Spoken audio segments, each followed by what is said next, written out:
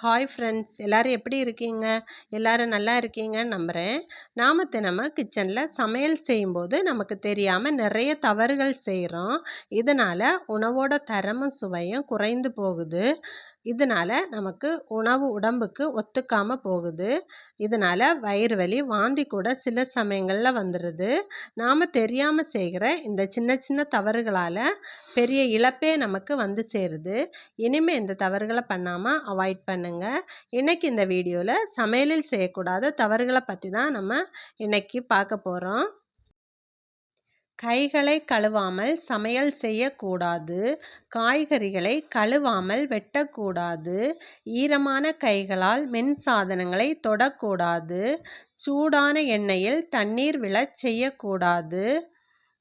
கெட்டுப்போன எண்ணெயை மீண்டும் பயன்படுத்தக்கூடாது. உப்பை அதிகமாக சேர்க்கக்கூடாது. அடுப்பை ஆன் செய்துவிட்டு கவனிக்காமல் விடக்கூடாது. சமைத்த உணவை திறந்தபடி வைக்கக்கூடாது. குளிர்சாதன பெட்டியில் சூடான உணவை உடனே வைக்கக்கூடாது. காய்கறிகளை அதிகமாக வேக வைக்கக்கூடாது. கத்தியை அலட்சியமாக பயன்படுத்தக்கூடாது. ஒரே பலகையில் காய்கறி மற்றும் இறைச்சி வெட்டக்கூடாது. கெட்டுப்போன மசாலா பொருட்களை பயன்படுத்தக்கூடாது. பாத்திரத்தை அளவுக்கு மீறி நிரப்பக்கூடாது. பாலை அடுப்பில் வைத்து மறந்துவிடக்கூடாது. சமையலறையை அழுக்காக வைத்திருக்கக்கூடாது. ஈரமான துணியால் சூடான பாத்திரம் பிடிக்கக்கூடாது. அரிசியை கழுவாமல் சமைக்கக்கூடாது. காய்கறிகளை மிகச் சிறியதாக வெட்டக்கூடாது. தேவையில்லாமல் உணவு நிறங்களை சேர்க்கக்கூடாது. காலாவதியான பொருட்களை பயன்படுத்தக்கூடாது. தீ அதிகமாக இருக்கும்போது எண்ணெயை புகை வரும் வரை காய்ச்சக்கூடாது.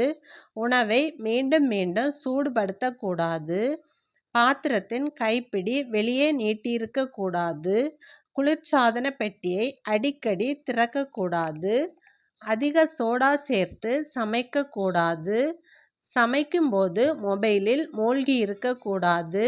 வாயு கசிவு வாசனை வந்தால் அடுப்பை ஏற்றக்கூடாது. சமைத்த உணவை நீண்ட நேரம் வெளியில் வைக்கக்கூடாது. சுத்தம் செய்யாமல் அடுத்த சமையலை தொடங்கக்கூடாது. இந்த வீடியோ உங்களுக்கு ரொம்ப யூஸ்ஃபுல்லாக இருக்கும்னு நினைக்கிறேன். இந்த மாதிரியான யூஸ்ஃபுல்லான வீடியோக்களுக்கு நம்ம ஷேர் அண்ட் விலாக் சேனலை சப்ஸ்கிரைப் பண்ணி சப்போர்ட் பண்ணுங்கள். தேங்க்யூ.